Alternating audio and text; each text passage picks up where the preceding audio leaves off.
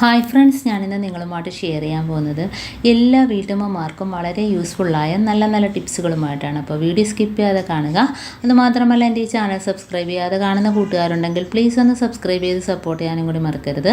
അപ്പോൾ നമുക്ക് ഫസ്റ്റ് ടിപ്പിലോട്ട് കിടക്കാം. ഇപ്പോൾ നമ്മൾ മുട്ടയൊക്കെ പുറത്ത് സൂക്ഷിക്കണമെങ്കിൽ, ഫ്രിഡ്ജ് വെക്കാതെ തന്നെ പുറത്ത് സൂക്ഷിക്കണമെങ്കിൽ ഇതേപോലെ ചെയ്താൽ മതി. നമ്മൾ വിശാലമായ ബേസിനോ പാത്രമോ എന്തെങ്കിലും എടുത്തിട്ട് നമ്മുടെ കുപ്പിയുടെ മൂടി ഉണ്ടല്ലോ, അപ്പോൾ മുട്ടയുടെ ട്രേയുടെ അതേപോലെ തന്നെ നമുക്ക് ഈ കുപ്പിയുടെ മൂടിക്കകത്ത് ഇതേപോലെ വെക്കാൻ പറ്റും. അപ്പോൾ മുട്ട ഒന്നിനോടൊന്നും മുട്ടാൻ പാടില്ല. കുറച്ച് സ്പേസ് വിട്ടിട്ട് വേണം ഇതേപോലെ വെച്ച് കൊടുക്കാൻ. അപ്പോൾ എത്ര മുട്ടയുണ്ടോ ഇതേപോലെ നല്ല വിശാലമായ പാത്രം ഉണ്ടെങ്കിൽ നമുക്ക് ഇതേപോലെ വെച്ച് സൂക്ഷിച്ചാലും മുട്ട കേടുവരാതെ എത്ര ദിവസം വേണേലും ഇരുന്നോളും. ഇപ്പോൾ ഇതേപോലെ ഞാൻ 1 മാസമൊക്കെ വെച്ചെടുക്കാറുണ്ട്.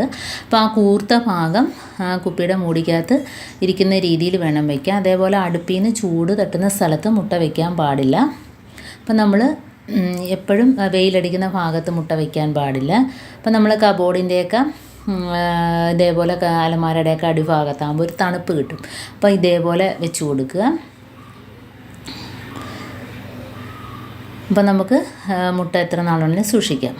അടുത്ത ടിപ്പെന്ന് പറഞ്ഞാൽ, നമ്മൾ ഓവണൊക്കെ ഉപയോഗിച്ചതിന് ശേഷം നമ്മൾ അതിനകത്ത് ഇറച്ചിയൊക്കെ അതേപോലെ എന്താണേലും കേക്കൊക്കെ റെഡിയാക്കിയതിന് ശേഷം അതിൻ്റെ ഒരു ബാഡ് സ്മെല്ല് പോകണമെങ്കിൽ ഇതേപോലെ ഒരു ചെറിയ കഷ്ണം ന്യൂസ് പേപ്പറിനകത്തോട്ട് കുറച്ച് ബേക്കിംഗ് പൗഡർ ഇട്ടിട്ട് നമുക്ക് ആ ഓവണിനകത്തോട്ട് വെച്ച് കൊടുക്കാം. അപ്പോൾ ബാഡ് സ്മെല്ലൊക്കെ ഒഴിവായി കിട്ടും. ഉണ്ടോ? അപ്പോൾ ഇതേപോലെ വെച്ച് കൊടുക്കുമ്പോഴത്തേനും നമുക്ക് അതിനകത്തുനിന്ന് എന്തെങ്കിലുമൊക്കെ നമ്മൾ പാചകമൊക്കെ ചെയ്തെടുത്തതിൻ്റെ ആ ഒരു സ്മെല്ല് അതിനകത്തുനിന്ന് പോയി കിട്ടും. ഇനി നമുക്ക് അടുത്ത ടിപ്പിലോട്ട് കിടക്കാം. ഇനി ബേക്കിംഗ് പൗഡർ ഇതേപോലെ ഒരു ചെറിയൊരു ടിന്നിനകത്താക്കിയിട്ട് നമ്മൾ ഫ്രിഡ്ജിനകത്ത് വെക്കുകയാണെങ്കിൽ ഫ്രിഡ്ജിനകത്തുള്ള ആ ബാഡ് സ്മെല്ലൊക്കെ ഒഴിവായി കിട്ടും. അപ്പോൾ നമ്മൾ ഫ്രിഡ്ജിനകത്ത് ഇതേപോലെ വെച്ച് കൊടുത്താൽ മതി. അപ്പോൾ ഫ്രിഡ്ജിനകത്ത് നമ്മൾ മീനൊക്കെ വയ്ക്കുന്നില്ല, സ്മെല്ല് പോയി കിട്ടും. അതേപോലെ തന്നെ നമ്മൾ തക്കാളി ഇതേപോലെ കുറച്ച് കൂടുതൽ മേടിക്കുമ്പോഴത്തേന് ചീത്തയായി പോകാതിരിക്കാൻ ഇപ്പോൾ ഫ്രിഡ്ജിൽ വെക്കാതെ തന്നെ നമുക്ക് പുറത്ത് വയ്ക്കാം. ഇതേപോലെ ഉപ്പ് പൊടി ഉണ്ടെങ്കിൽ നമ്മൾ ഇതേപോലെ ഒരു വിശാലമായ ഒരു ബേസിനകത്തോ ചരുവത്തിനകത്തോ ഇട്ട് വെച്ചിട്ട് നമുക്ക് തക്കാളിയുടെ ആ ഞെട്ട് ഭാഗം താഴ്ഭാഗത്ത് വരുന്ന രീതിയിൽ വെച്ച് കൊടുക്കുക. അപ്പോൾ ഇതേപോലെ നമുക്ക് എത്ര തക്കാളി വേണേലും ഇതേപോലെ സൂക്ഷിക്കാവുന്നതാണ്. അപ്പോൾ തക്കാളി നമ്മൾ കുറച്ച് സ്പേസ് വിട്ട് വയ്ക്കുന്നതായിരിക്കും നല്ലത്. ഇപ്പോൾ ഉപ്പ് പൊടി മുക്കുന്ന രീതിയിൽ ഇതേപോലെ നമ്മൾ വെച്ച് കൊടുക്കുക. അപ്പോൾ ഇനിയും തക്കാളി അധികപ്പറ്റുണ്ടെങ്കിൽ നമുക്ക് വേറൊരു പാത്രത്തിനകത്ത് ഉപ്പാക്കിയിട്ട് ഇതേപോലെ വെച്ച് കൊടുക്കാവുന്നതാണ്. അപ്പോൾ തക്കാളി എത്ര നാൾ വേണേലും നമുക്ക് ഫ്രിഡ്ജിൽ വെക്കാതെ തന്നെ പുറത്ത് സൂക്ഷിക്കാൻ പറ്റും. അപ്പോൾ ഞാൻ ഇത്രയും തക്കാളി ഇതിനകത്ത് കൊള്ളിച്ചിട്ടുണ്ട്. ഇനി നമുക്ക് ബാക്കിയുള്ളത് ഇതേപോലെ ഈ പാത്രത്തിനകത്ത് തന്നെ ഉപ്പ് പൊടിയിട്ടിട്ട് ഇതേപോലെ വെച്ച് കൊടുക്കാവുന്നതാണ്. തക്കാളി കേടുവരാതെ നമുക്ക് കിട്ടും. ഇനി നമുക്ക് അടുത്ത ടിപ്പിലോട്ട് കിടക്കാം. അപ്പോൾ ഇതേപോലെ നമ്മൾ പാൽ കവറുണ്ടല്ലോ, അപ്പോൾ നമ്മുടെ പാൽ കവറ് പാലെടുത്തതിന് ശേഷം ഇതേപോലത്തെ കവറ് നമ്മൾ കളയണ്ട. അപ്പോൾ നമ്മൾ ഇതിനകത്ത് കുറച്ച് ഇതേപോലെ നമ്മൾ ഫ്രീസറിൻ്റെ ഭാഗത്ത് ഇതേപോലെ ഒന്ന് വെച്ചിട്ട് ഡോർ അടച്ച് നോക്കുക. അപ്പോൾ നമ്മൾ വലിക്കുമ്പം പെട്ടെന്ന് വരികയാണെങ്കിൽ നമുക്കറിയാം ആ ഫ്രിഡ്ജിനകത്ത് നിന്ന് തണുപ്പ് പുറത്തോട്ട് ലീക്കാവുന്നുണ്ടെന്ന്. അങ്ങനെയാണെങ്കിൽ നമുക്ക് ഒരുപാട് കറണ്ട് എടുക്കും. അതല്ല നമ്മളിത് വെച്ചിട്ട് വലിച്ചിട്ട് വരുന്നില്ല എങ്കിൽ ആ വാഷറിന് ഒരു കംപ്ലൈൻറ്റും ഇല്ല. അതല്ല ലൂസാണെങ്കിൽ വാഷറിന് കംപ്ലൈൻറ്റ് ഉണ്ട്, അപ്പോൾ വാഷർ മാറ്റി കൊടുക്കണം.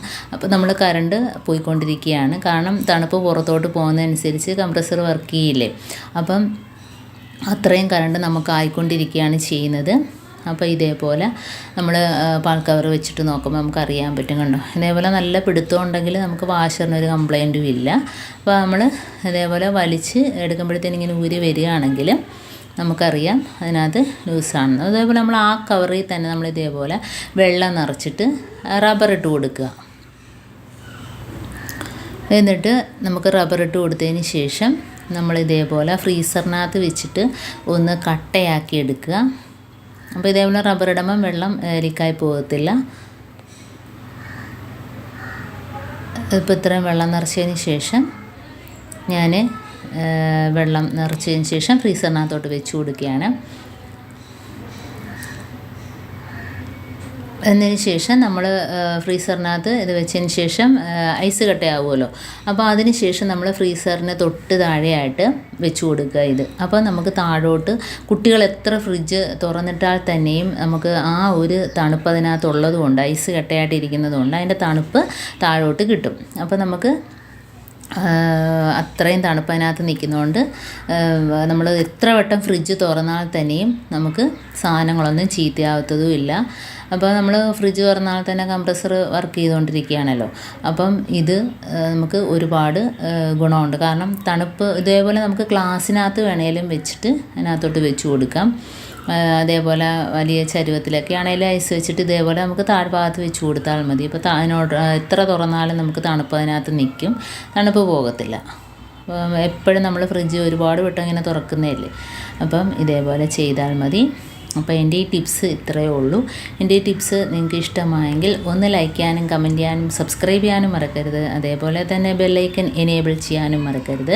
എന്നാൽ മാത്രമേ ഞാനിടുന്ന ഓരോ വീഡിയോസും നിങ്ങളുടെ മുമ്പിൽ നോട്ടിഫിക്കേഷനായി എത്തുകയുള്ളൂ. അപ്പോൾ ഇനിയും നല്ല നല്ല ടിപ്സുകളുമായിട്ട് വീണ്ടും കാണാം. അതുവരേക്കും താങ്ക്സ് ഫോർ വാച്ചിങ്.